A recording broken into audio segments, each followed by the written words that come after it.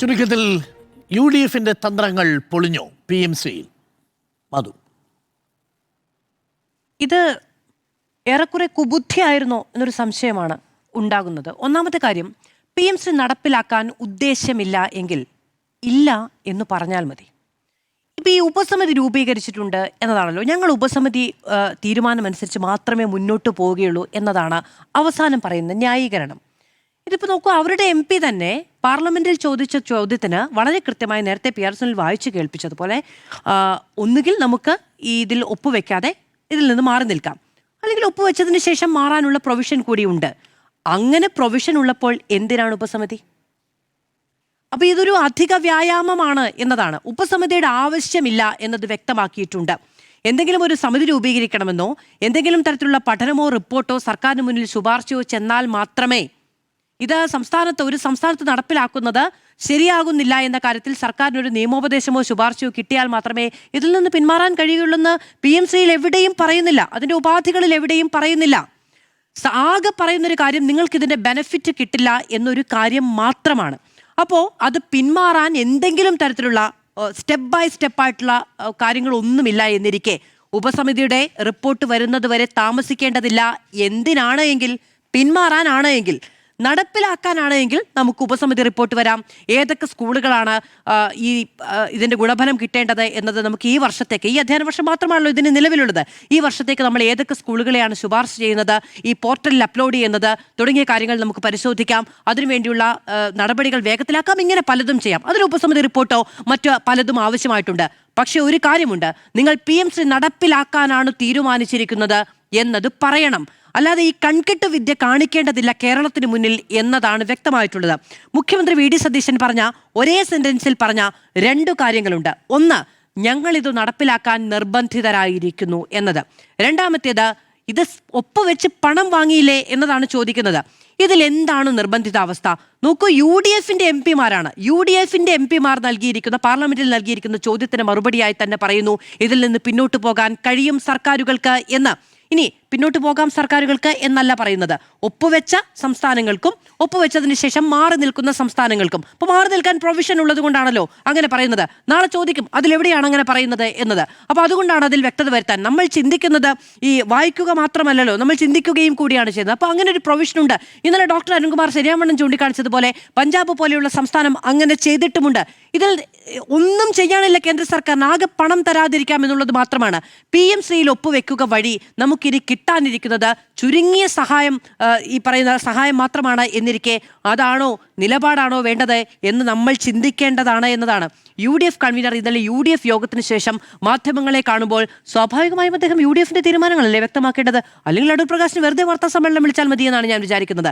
അങ്ങനെ അടൂർ പ്രകാശ് UDF യോഗത്തിന് ശേഷം വാർത്താ സമ്മേളനം വിളിച്ച് പറയുകയാണ്, കഴിഞ്ഞ സർക്കാർ ഇതിൽ ഒപ്പുവെച്ചതിനാൽ നമ്മൾക്കതുമായി മുന്നോട്ട് പോകണം എന്ന്. അപ്പോൾ PMCയുമായി മുന്നോട്ട് പോകും എന്ന UDF തീരുമാനം, എന്നാൽ UDF രാഷ്ട്രീയ തീരുമാനമാണ് അപ്പോൾ മുന്നോട്ട് വെക്കപ്പെട്ടിരിക്കുന്നത്. ഇന്നലെ PK കുഞ്ഞാലിക്കുട്ടിയും ഒപ്പം എനിക്ക് തോന്നുന്നു ഷംസുദ്ദീൻ അല്ല, PK മൂന്ന് UDF നേതാക്കളാണ് അതിൽ പങ്കെടുത്തത് ഇന്നലത്തെ UDF യോഗത്തിൽ. PK കുഞ്ഞാലിക്കുട്ടി, ഒപ്പം PMA സലാം, KP മജീദ്, ഈ മൂന്ന് നേതാക്കളാണ് പങ്കെടുത്തത്. ഈ മൂന്ന് നേതാക്കളും UDFൽ അത് ചർച്ചയായിട്ടില്ല എന്ന് പറയുന്നു. UDFൽ ആ വിഷയം നമുക്ക് ലീഗിനെ വിശ്വാസത്തിലെടുക്കാം. ആദ്യഘട്ടത്തിൽ UDFൽ അത് ചർച്ചയായിട്ടില്ല എന്ന് പറയുന്നു. അപ്പോൾ UDFൽ ചർച്ചയാകാതെ എങ്ങനെയാണ് UDF തീരുമാനം എന്ന നിലയ്ക്ക് UDF യോഗത്തിന് ശേഷം അടൂർ പ്രകാശ് വാർത്താ സമ്മേളനം നടത്തി മുന്നോട്ട് പോകാനാണ് തീരുമാനമെന്ന് പറയുന്നത്? അപ്പോൾ ഒന്നുകിൽ ലീഗ് അത് അറിഞ്ഞിട്ടില്ല, അല്ലെങ്കിൽ UDFന് പൊതു തീരുമാനം എന്ന നിലയ്ക്ക് കോൺഗ്രസിന്റെ തീരുമാനം കോൺഗ്രസ് വെക്കുന്നു, അത് UDFന് ബാധകമാണ്, ലീഗിന് ബാധകമാണ് എന്ന നിലയ്ക്ക് പുറത്തു വരുന്നു. അതല്ല എങ്കിൽ UDF നേതാക്കൾ കൂടി അറിഞ്ഞെടുത്ത തീരുമാനമാണ്. PMCയുമായി മുന്നോട്ട് പോകാനുള്ള UDF തീരുമാനം അനൗൺസ് ചെയ്തതിന് ശേഷം സംസ്ഥാനത്തുണ്ടായ വലിയ വിമർശനങ്ങൾ അത് കണക്കിലെടുത്തപ്പോൾ, ലീഗിന്റെ അണികളിൽ നിന്നടക്കം വലിയ സമ്മർദ്ദം ഉണ്ടാകുമ്പോൾ, ഇന്നലെ വൈകുന്നേരം വരെയും ലീഗിന്റെ നേതാക്കൾ ആരും അതിനെ തിരുത്തി പറഞ്ഞില്ല. സമയമുണ്ടായിരുന്നു. ഇന്നലെ ഉച്ചയോടെ അടുത്ത സമയത്താണ് അടൂർ പ്രകാശ് വാർത്താ സമ്മേളനം നടത്തുന്നത്. ഇന്ന് PK കുഞ്ഞാലിക്കുട്ടി മാധ്യമങ്ങളെ കാണുന്നു, UDFൽ ചർച്ചയായിട്ടില്ല എന്ന് പറയുന്നു.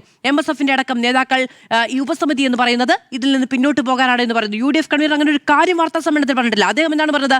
സ്കൂളുകളടക്കം തീരുമാനിക്കുന്നത് ഉപസമിതിയുടെ റിപ്പോർട്ട് അടക്കം അനുസരിച്ചാണ് വേണ്ടതെന്ന്, മുന്നോട്ട് പോകാൻ തീരുമാനിച്ചിരിക്കുന്നു എന്നതാണ് വളരെ വ്യക്തമായി അതിലുള്ളത്. പണം വാങ്ങി എന്ന കാര്യം ഇന്നലെ നമ്മൾ പറഞ്ഞു. റൈറ്റ് ടു എഡ്യൂക്കേഷനുമായി ബന്ധപ്പെട്ടാണ് ഈ 91 കോടി രൂപ പാസ്സായി കിട്ടിയത്. അത് അല്ലെങ്കിലും നമുക്ക് കിട്ടേണ്ടതാണ്, നമ്മുടെ സംസ്ഥാനത്തിന്റെ അവകാശമാണത്. ശരിയാണ്, റൈറ്റ് ടു എഡ്യൂക്കേഷൻ എന്ന് പറയുന്നത് സമഗ്ര ശിക്ഷ കേരളയുടെ കമ്പോണന്റ് ആണ്. സമഗ്ര ശിക്ഷയുമായി ബന്ധപ്പെട്ട പണമാണ് നമുക്ക് കിട്ടണമെങ്കിൽ നമുക്ക് എത്ര കിട്ടണം ഡോക്ടർ അരുൺകുമാർ? 1100 കോടി രൂപ കിട്ടണം. അത് കിട്ടില്ല, കാരണം സമഗ്ര ശിക്ഷ കേരള അടക്കമുള്ള കാര്യങ്ങൾ ഈ NEP-യുമായിട്ട് ക്ലബ് ചെയ്തിട്ടുണ്ട് എന്നുള്ളത്. പക്ഷേ കോടതിയിൽ പോയി മറ്റു സംസ്ഥാനങ്ങൾ ഈ RT-യുമായി ബന്ധപ്പെട്ട പണം സ്വന്തമാക്കി എന്നുള്ള കാര്യം അവിടെ നിൽക്കുന്നു എന്നതുകൊണ്ട് നമുക്ക് ആ പണം കിട്ടാൻ കോടതിയിലേക്ക് പോയാൽ കിട്ടും എന്നുള്ളത് കൊണ്ടാണ് ആ 91 കോടി രൂപ ഇവിടെ അനുവദിച്ച് കിട്ടിയത്. ഒറ്റ ചോദ്യമേ ഉള്ളൂ, നിങ്ങളിത് നടപ്പിലാക്കാൻ തീരുമാനിച്ചിട്ടുണ്ടോ? അത് UDF-ന്റെ തീരുമാനമാണോ? ലീഗ് അതിനോട് അനുകൂലമായ നിലപാടാണോ സ്വീകരിച്ചിട്ടുള്ളത്? KM ഷാജിക്ക് ഇന്ന് ആവർത്തിച്ച് ചോദിക്കുമ്പോഴും അതിൽ നിലപാട് വ്യക്തമാകുന്നില്ല കേട്ടോ. ആകെ PK കുഞ്ഞാലിക്കുട്ടിയാണ് വളരെ വ്യക്തമായതിൽ പറഞ്ഞത്. അദ്ദേഹം പറഞ്ഞത് കൃത്യമാണ്. KM ഷാജി പറഞ്ഞു ഞാൻ കൃത്യമായിട്ടാണ് പറഞ്ഞത്. അദ്ദേഹം എപ്പോൾ പറഞ്ഞതാണ് കൃത്യം?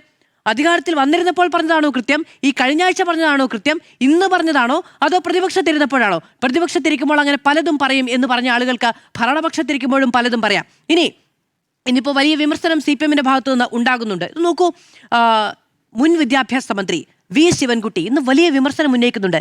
NEP-ക്ക് എന്താ കുഴപ്പം എന്ന് NEP-യുടെ രേഖ എടുത്തു വെച്ച് മാധ്യമപ്രവർത്തകരോട് ചോദിച്ചതാരാ? ഇതേ V ശിവൻകുട്ടിയാണ്. അപ്പൊ NEP-ക്ക് കുഴപ്പമില്ലെങ്കിൽ പിന്നെ എന്തിനാണ് NEP-യോട് PM ശ്രീയോടുള്ള എതിർപ്പ്? എന്തിനാണ് PM ശ്രീയോടുള്ള എതിർപ്പ്? എന്തിനാണ് CPM മുൻപ് എതിർപ്പ് ഉന്നയിച്ചതും UDF പിന്നീട് എതിർപ്പ് ഉന്നയിച്ചതും? എന്തിന്റെ പേരിലാണ്? ഈ RSS വിദ്യാഭ്യാസ അജണ്ട NEP-യിലൂടെ നടപ്പിലാക്കുന്നു എന്ന് പറഞ്ഞാണ്. PM ശ്രീ NEP-യുടെ പൈലറ്റ് പ്രോജക്റ്റ് ആണ്.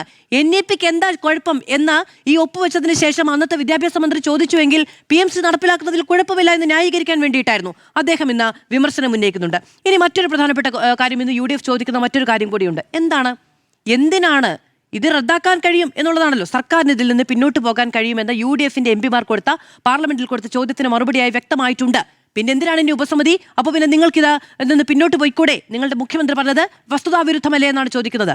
പിന്മാറാമെങ്കിൽ പിന്നെ പിന്മാറിയാൽ മതിയായിരുന്നു അല്ലേ? അന്ന് CPI-യുടെ വലിയ വിമർശനം ഉന്നയിച്ചപ്പോൾ പിന്മാറിയാൽ മതിയായിരുന്നു. അത് ഫ്രീസ് ചെയ്ത് വെക്കുക, കെപ്റ്റിൻ അബയൻസിൽ വെക്കുക എന്നൊരു കാര്യമില്ല. അയ്യോ, സംസ്ഥാനത്ത് കെപ്റ്റിൻ അബയൻസ് എന്ന് പറയുന്ന ഒരു നിലയ്ക്ക് വെക്കാൻ കഴിയുന്ന ഫയലൊന്നുമില്ല എന്ന സങ്കടത്തിന്റെ പേരിലല്ല അന്ന് പോയി ഒപ്പുവെച്ചത് എന്ന് തോന്നുന്നു.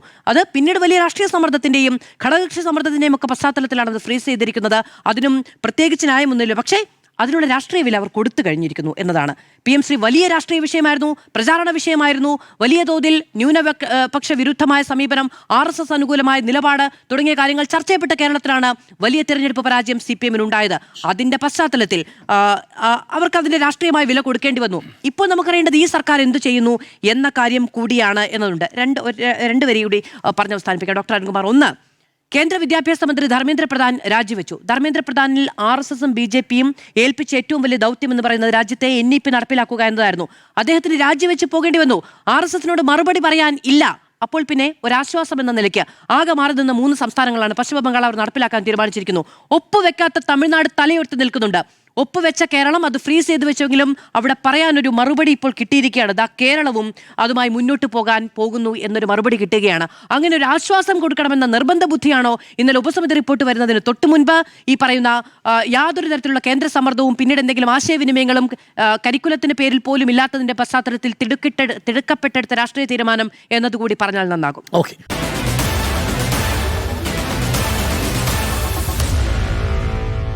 Meet the editors.